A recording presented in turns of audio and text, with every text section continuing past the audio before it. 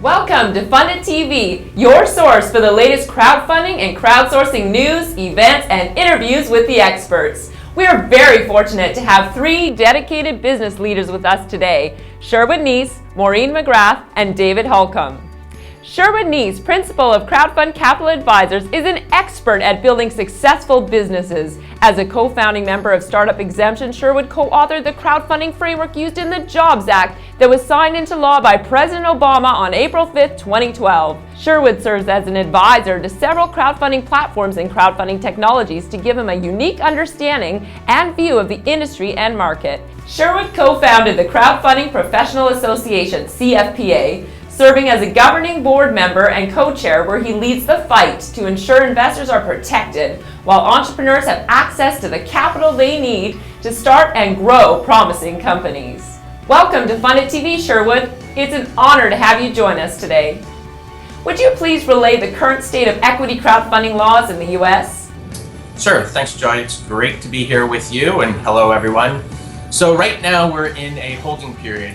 The Congress passed the bill into law. The president signed it. That was April 5th of last year. They gave the SEC 270 days to come up with the rules. That timeline passed on December 31st, and so we're in this waiting period now.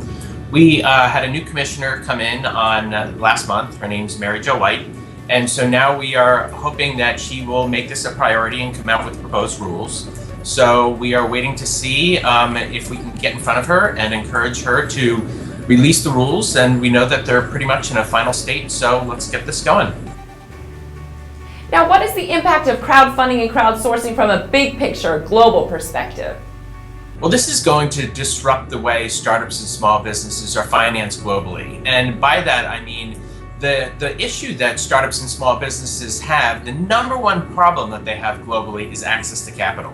So the problem that these companies have is not necessarily that bad ideas, but they don't have the capital that they need to grow and hire and innovate. And so what crowdfunding does, it allows them to go to their communities, and these could be communities of interest, of origin, of geography, and even diaspora, and allow them to say, hey, I've got an idea, or I know someone with an idea. Let's help fund their idea and create jobs and businesses in these communities all around the world. So it's going to have a tremendous residual impact as countries around the world look at what we've done and what's going on in Canada and other countries like Italy, and say, you know what, we can update our securities laws as well to the internet age and allow people that use social media today as a mechanism for communicating to actually use that same form to go out there and raise capital in a very limited fashion for startups and small businesses.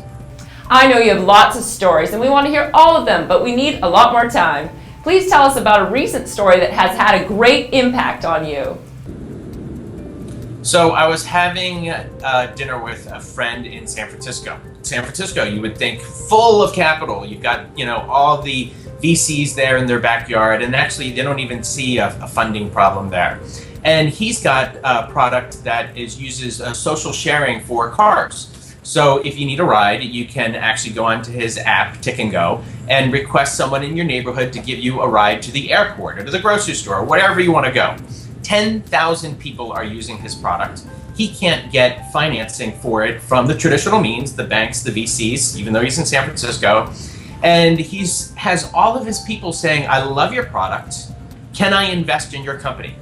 And he's itching and waiting for the SEC to finish their job so he can go out and put up a crowdfund investing campaign and go to these engaged followers of his that love his product or service and say, you know what, I use it. I want to fund it because I'm not just going to be a passive investor. I'm going to be an active investor. I'm going to be out there promoting this product to my friends and family because I know my return is tied to your return. So I listened to him. I can't wait for this to get going because I realize he's the perfect type of business opportunity in the internet age today that will benefit from this. Many of our listeners are thinking about crowdfunding their venture. What would your top 3 tips be for crowdfunders? Number 1, you cannot have crowdfund without a crowd.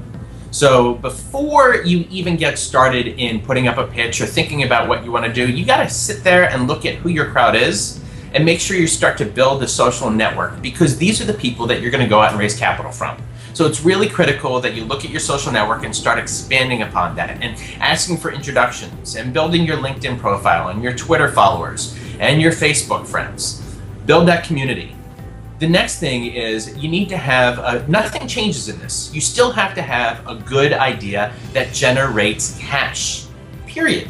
If you don't have an idea that can be a solid business model that generates cash, nobody's going to invest in it because where's the return?